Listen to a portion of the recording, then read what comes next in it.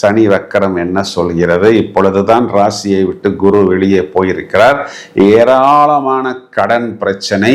ஆனால் அந்த கடன் பிரச்சனை இவர்களால் மட்டுமல்ல, இவர்களுடைய ஃபேமிலி மெம்பர்ஸால், வியாபாரத்தால். அந்த கடனை இவர்கள் வாங்கி ஏதோ ஒரு செலவு பண்ணினா கூட சமாதானம் அப்படிங்கிறது ஏற்பட்டிருக்கும். மற்றவர்களுக்காக வாங்கி கொடுத்த கடனையும் கூட அடைக்க வேண்டிய ஒரு சூழ்நிலை. இதனால் மன உளைச்சல். அந்த மன உளைச்சலை வெளியில காண்பிக்க முடியவில்லை. ஏன் காமிக்க முடியல அப்படின்னு பார்த்தோம்னா, 10ஆம் இடத்தில் சனி இருந்தால் அரசனை போன்ற வாழ்வு அப்படிங்கிறதும் பூரணமாக இந்த இடத்தில் பொருந்தும். இன்னொரு பக்கம் 9ஆம் அதிபதி 10ஆம் வீட்டில் வருவது என்பது தர்ம கர்ம அதிபதி யோகம். ஏதாவது போன்ல அதுல எல்லாம் 5G, ஸ்கூட்டர்ல 6G எல்லாம் வந்துச்சு. ஆனா 10G ஸ்பீடில் உங்களுடைய மூளை என்பது வேலை செய்யும். புதிதாக இந்த நிகழ்ச்சியை காண்பவர்களுக்கு எங்களை அறிமுகப்படுத்திக் கொள்கிறோம். நான் ஆஸ்ட்ரோ நியூமராலஜிஸ்ட் வேல்சங்கர். ஏற்கனவே எங்களை பழகிய உங்களை மீண்டும் வரவேற்பதில் மட்டற்ற மகிழ்ச்சி. எல்லோரும் வெற்றி பெற வேண்டும் என்ற வாழ்த்துக்களுடன் நாம் நிகழ்ச்சிக்குள் செல்வோம்.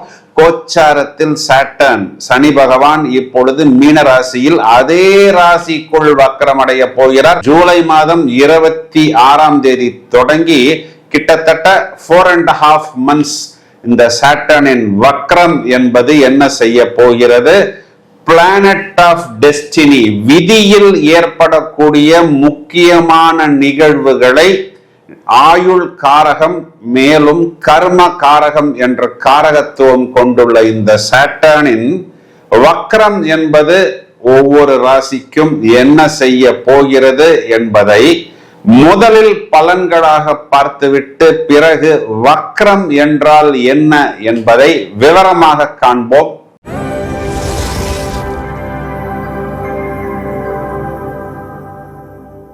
மிதுன ராசிக்கு இந்த சனி வக்கரம் என்ன சொல்கிறது? இப்பொழுதுதான் ராசியை விட்டு குரு வெளியே போயிருக்கிறார்.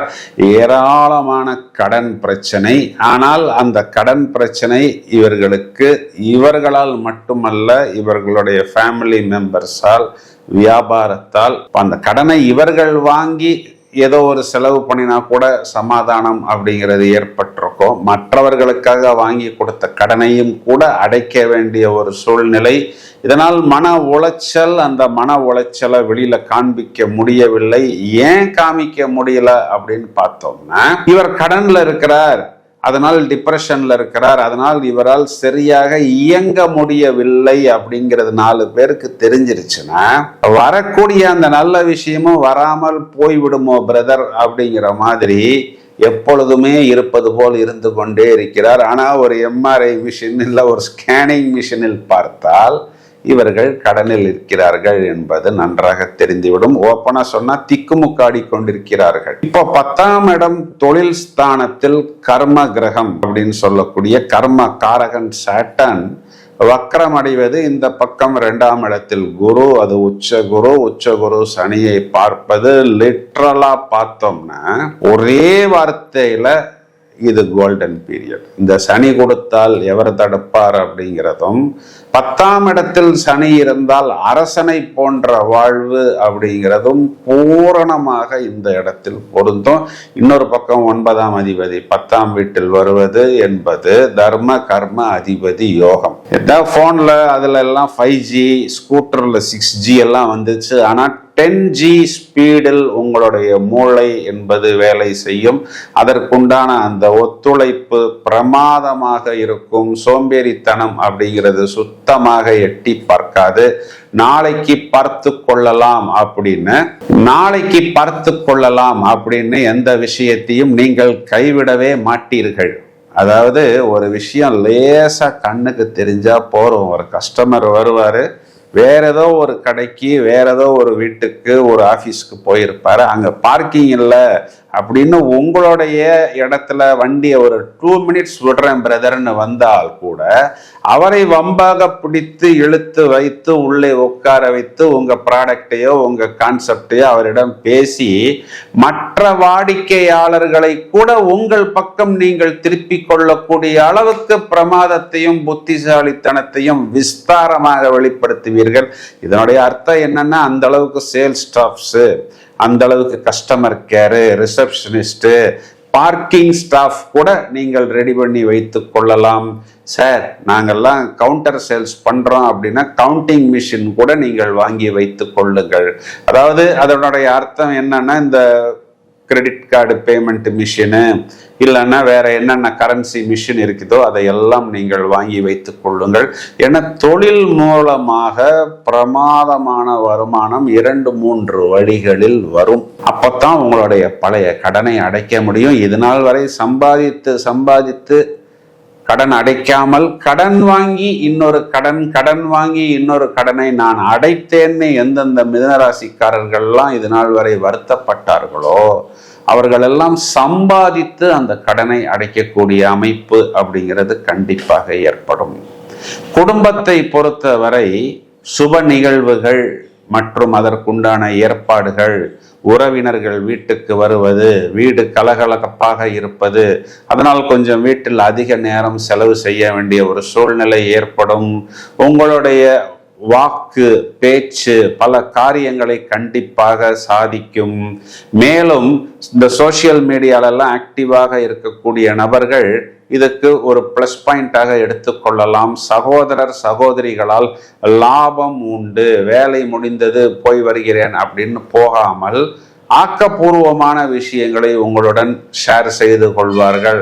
ரியல் எஸ்டேட்டு, லேண்டு வாங்குவது, ஒரு இடத்தை விற்று கடனை அடைத்து மிச்சம் இருக்கக்கூடிய லாபத்தை வைத்து இன்னொரு நல்ல இடம் வாங்குவது, டாக்குமெண்ட் எல்லாம் பக்காவாக அமைவது, இதெல்லாம் உங்களுக்கு இது காலகட்டத்தில் ப்ளஸ் பாயிண்ட். புதிதாக வாகனம் வாங்குவது, வண்டி வாங்குவது, பழைய வண்டியை எக்ஸ்சேஞ்ச் செய்து அதற்கு ஒரு நல்ல விலை பெறுவது, அம்மாவின் ஆதரவு, அப்பாவின் ஆதரவு, அவர்களுடைய உடல்நிலை, ஹெல்த், வெல்த் போன்ற விஷயங்களில் ஒரு நல்ல இம்ப்ரூவ்மெண்ட் பெறுவது, குழந்தைகள் கல்விக்காக அடுத்த கட்டத்தை நோக்கி நகர்வது, அதிலும் குறிப்பா வெளியூர் வெளிநாட்டு பயணங்கள், அதன் மூலம் அனுகூலமான பலன்களை பெறுவது, உயர்கல்வி பெறுவது, டிரான்ஸ்ஃபர்மேஷன் பெறுவது, கிரெடிட் கார்டு இஎம்ஐயை மொத்தமாக பேசி அதனை ஒரு செட்டில்மெண்ட்டுக்கு கொண்டு வந்து அதனை முடித்துவிட்டு திரும்பவும் கிரெடிட் கார்டு பக்கம் திரும்பி கூட படுக்காமல் வேறு பக்கம் திரும்பி படுத்து கொள்வது.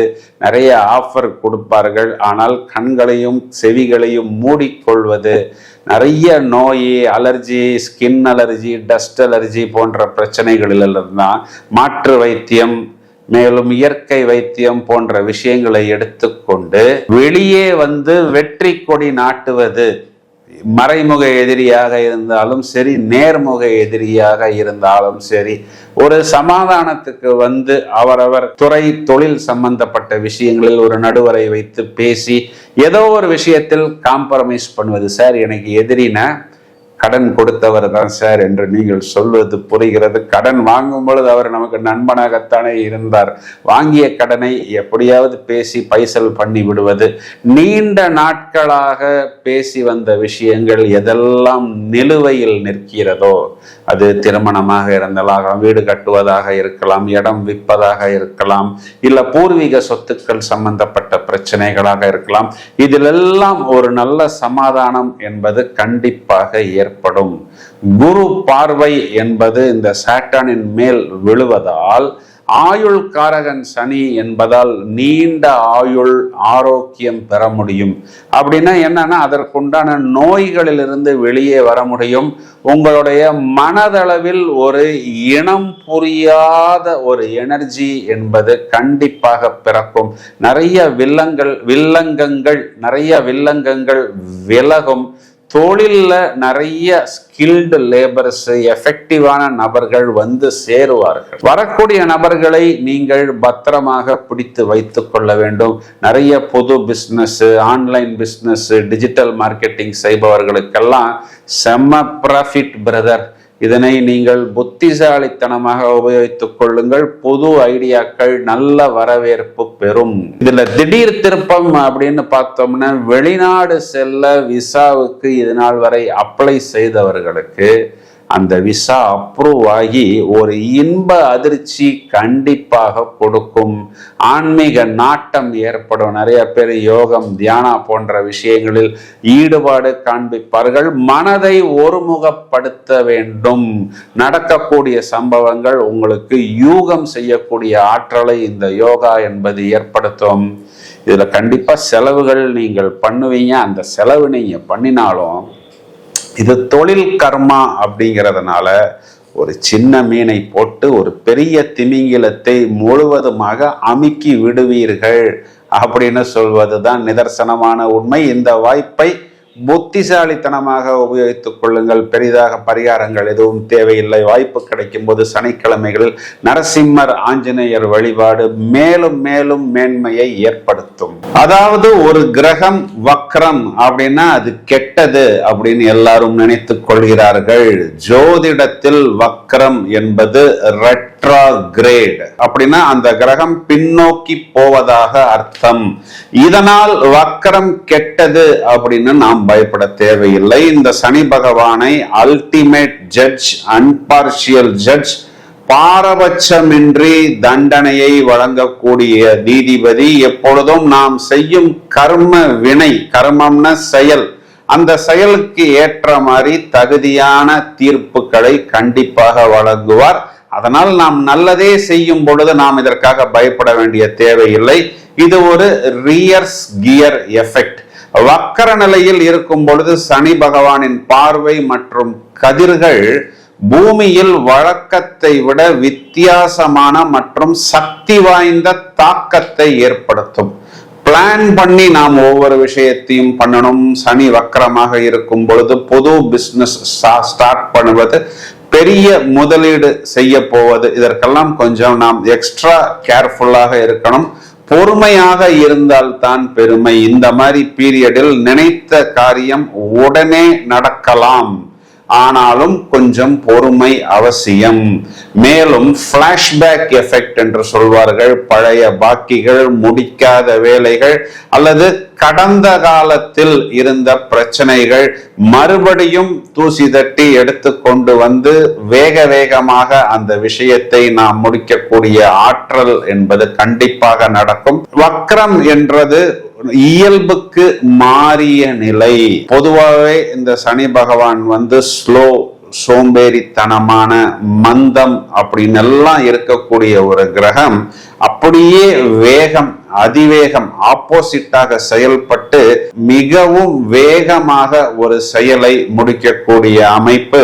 கடுமையான உழைப்பை இது காலகட்டங்களில் பொதுவாகவே மக்கள் வெளிப்படுத்துவார்கள். இந்த வேகம் அப்படின்னு நான் சொல்வது, உங்களுடைய ஜனனகால ஜாதகத்தில் சனி வக்ரம் அப்படிங்கிற மாதிரி இருந்தால், கோச்சாரத்தில் சனி வக்ரம் அடையும் பொழுது இது உங்களுக்கு ஒரு போனஸ் பீரியட். காரகத்துவ பாவகத்துவ அடிப்படையில் நிறைய பாசிட்டிவ் வைப்ரேஷன்ஸை கண்டிப்பாக பெற முடியும்.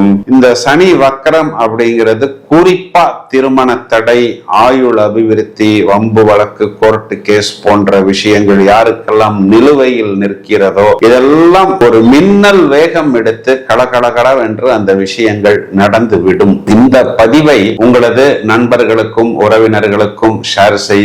தொடர்ந்து இணைப்பில் இருங்கள். வாழ்த்துக்கள். Thank you friend.